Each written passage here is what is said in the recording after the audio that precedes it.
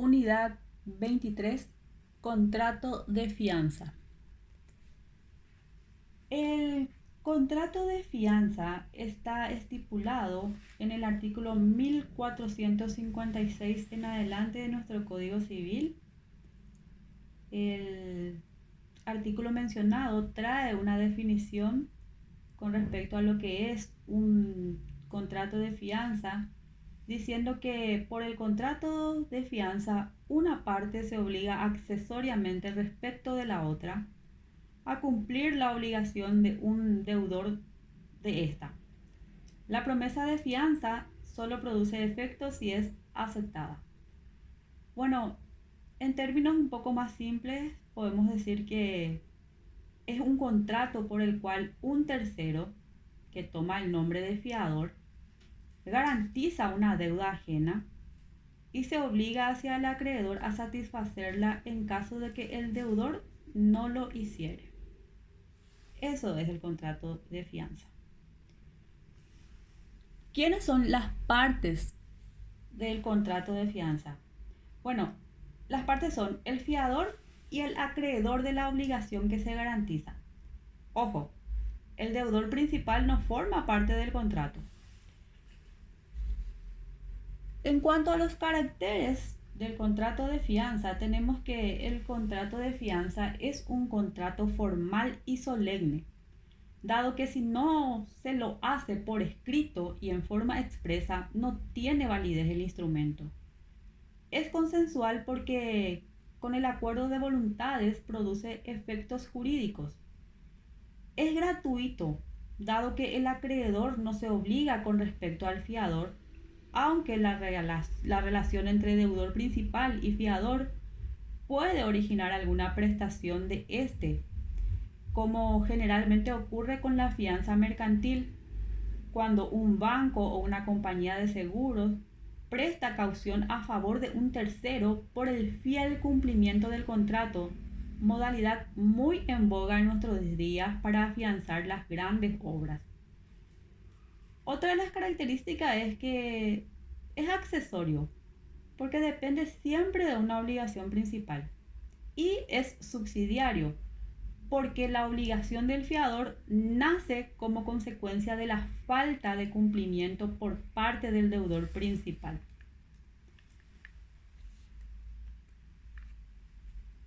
Tipos de fianza.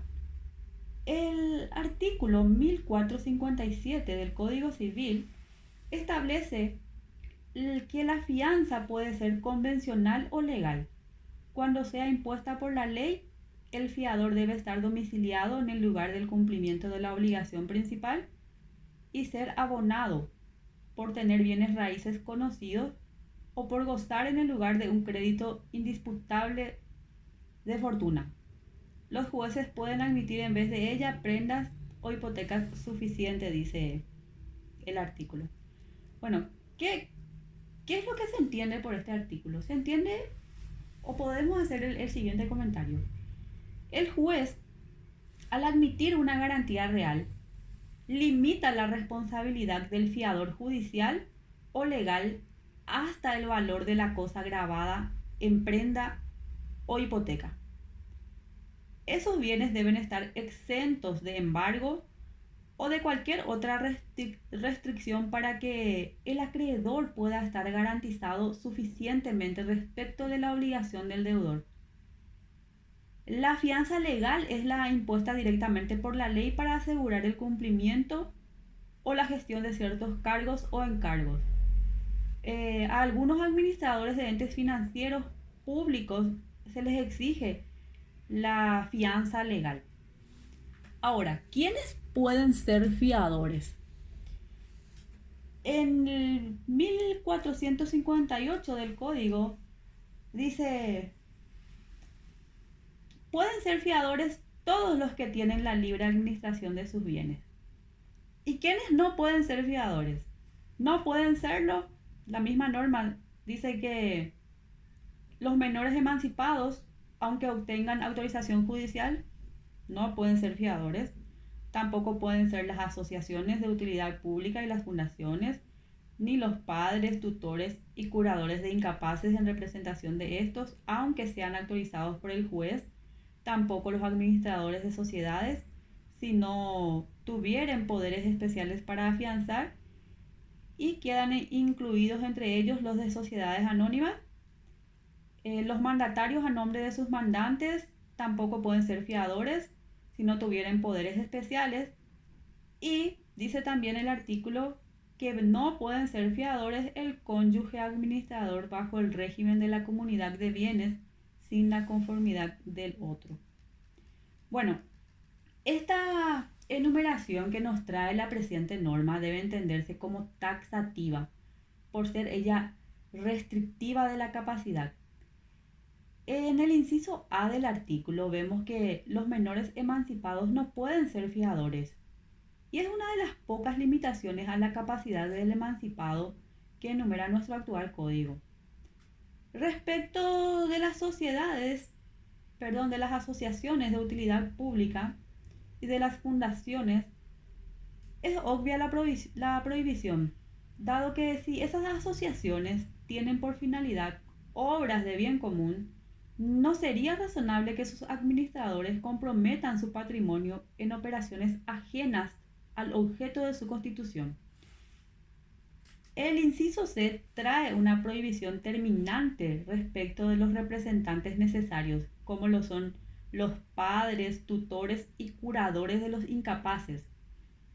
Los mismos no pueden comprometer a su pupilo o representado a obligaciones innecesarias y que graven el patrimonio del incapaz, dado que de admitir la ley la posibilidad de que el representante pueda concertar contratos de fianza por su representado incapaz, estaríamos abriendo una ancha puerta para las maniobras y bastaría la connivencia de estos representantes con terceros dolosos para incautarse de los bienes del incapaz por la vía de la caución o fianza o pasivo contingente. El inciso D extiende la prohibición a los administradores de sociedades en concordancia con el capítulo del mandato, en donde se establecen los casos en que se requiere poderes especiales para comprometer al representado. Así también el inciso E, por las mismas razones explicadas en el parágrafo anterior, prohíbe. Y también tenemos el inciso F, que requiere también un análisis por las implicancias de sus efectos en la sociedad conyugal y en la estabilidad del núcleo familiar. Y con muy buen criterio el código prohíbe que el administrador de la comunidad conyugal pueda comprometerse por el contrato de fianza y poner en riesgo los bienes de la comunidad. En cuanto a la nulidad de la obligación principal y sus consecuencias, tenemos estipulado en el 1460 que la fianza no puede existir sin una obligación válida. Si la obligación principal nunca existió o está extinguida o proviene de un acto o contrato nulo o anulado, será nula la fianza. Si la obligación principal deriva de un acto o contrato anulable, la fianza será también anulable. Pero si la causa de nulidad fuese alguna incapacidad relativa al deudor, el fiador, aunque la ignorase, será responsable como único deudor. Eso dice la norma. Bueno, esta norma es consecuencia de la naturaleza jurídica del contrato de fianza. Sabemos que este contrato es accesorio de un contrato principal y mal podría existir el contrato accesorio si fuese nulo el principal. Y es por esta razón que la fianza no puede existir sin una obligación válida. Por ejemplo, si el deudor compró un automóvil de contrabando y el fiador garantizó el pago de la deuda, la obligación será nula por el objeto ilícito del pacto y el fiador quedará liberado de la garantía. El siguiente punto del programa pide hablar de las relaciones entre el fiador y el deudor principal. Esto tenemos en el artículo 1476 que prescribe el fiador que pagare la deuda, aunque se hubiere obligado contra la voluntad del deudor, queda subrogado en todos los derechos, acciones, privilegios y garantías del acreedor contra el deudor, anteriores y posteriores a la fianza, sin necesidad de cesión alguna. Así dice el articulado. Bueno, vamos a explicar también. Esta norma es consecuencia del principio de la solidaridad que rige en el sistema de nuestro Código Civil respecto de la fianza. Y siendo solidaria la obligación del fiador, es de justicia que esté subrogado en todos los derechos, acciones, privilegios y garantías del acreedor contra el deudor, extendiéndose inclusive a esos derechos anteriores y posteriores a la fianza, sin que haya necesidad de formalizarse de cesión alguna. Eso es lo que dice ese artículo. Pasamos ahora al último tema de esta unidad, y es la extinción de la fianza. Lo tenemos en el artículo 1486, que establece: la fianza concluye por la extinción de la obligación principal y por las mismas causas que las obligaciones en general y las accesorias en particular. La fianza se extingue también cuando la subrogación en los derechos del acreedor, como hipotecas o privilegios, se ha hecho imposible por un hecho positivo o por negligencia del acreedor. Bueno, sabemos que los modos de extinción de las obligaciones son aplicables para la fianza, como dice la norma que recién estábamos mencionando. Aunque en ciertos casos la obligación del deudor principal queda subsistente. Así, por ejemplo, cuando el acreedor renuncia a favor del fiador o por confusión o imposibilidad de pago del garante, el deudor no se libera de la prestación. Cuando el fiador efectúa el pago o formaliza la compensación y la transacción con el acreedor, queda el deudor principal liberado de la obligación con respecto al acreedor, pero se vuelve deudor del fiador por la novación operada. Eso es lo que nos dice este artículo. Y aquí finalizamos esta unidad. Pasamos a la siguiente.